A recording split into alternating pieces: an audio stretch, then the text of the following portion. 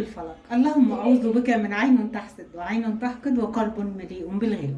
يا مساء النور والسعادة على السكر الزيادة، على أجمل إخوات ومتابعين في الدنيا. هنعمل مع بعض طبق فول مش تقليدي، على طريقتي، يا رب يعجبكم.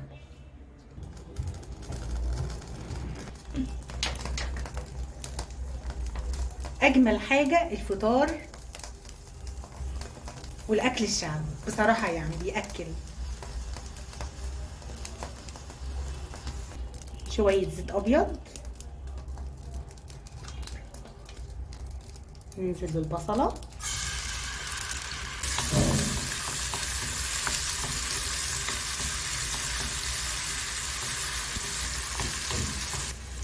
شوحنا البصل، هننزل بفصل ثوم صغير،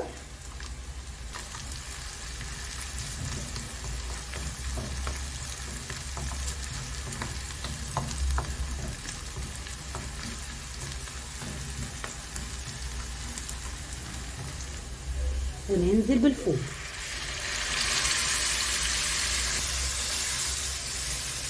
شفتوا الطشه الحلوه للفول؟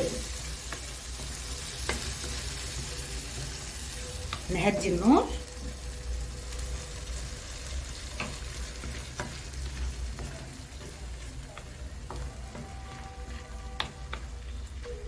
في الاخر هيتهرس الفول طبعا اهو، كله داخل في بعضه اهو، على نار هاديه تهرسي كده. وبعد كده ايه بقى؟ هننزل بالطماطم،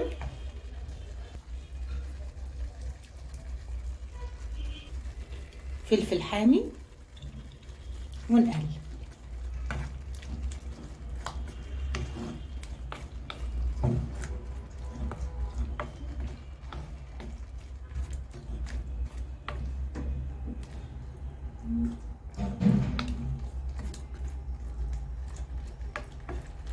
بعد كده هنحط شوية ملح، شوية كمون، نورينا شوية ملح،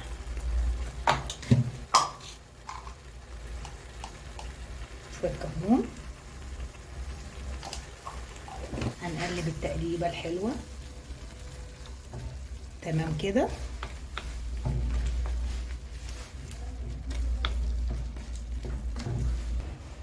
وفص الليمون.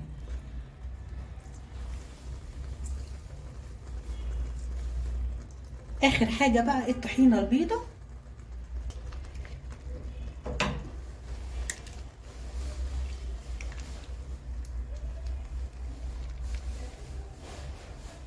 نوري لي بس، نوري لي بس.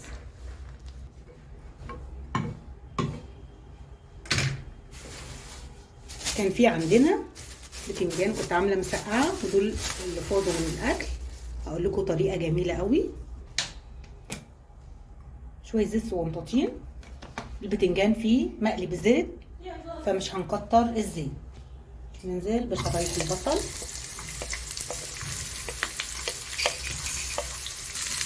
يا دوبك هتتدبل مع الفلفل الابيض،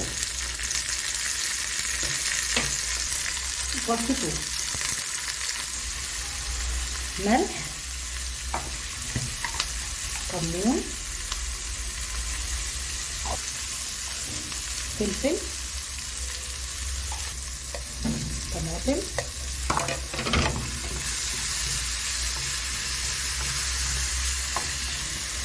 البتنجان.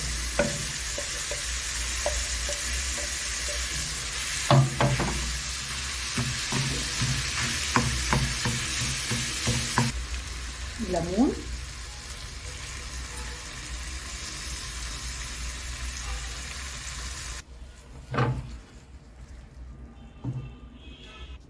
شوية كمون، العجينة بتاعت الطعمية،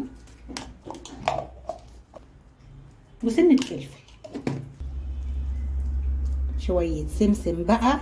والطعمية في البيت كده مقلية تعمل ازاي؟ كده. استنى، حط بايدينا كده احسن. ماشي، اوكي. شغلانه الطعميه الملزقه دي، شغلانه كده.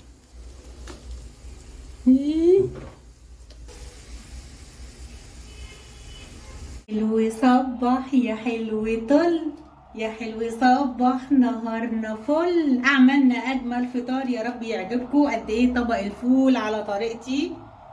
اوعوا تنسوا لايك وشير واشتراك في القناه. اشوفكم بكل خير يا رب. جود باي.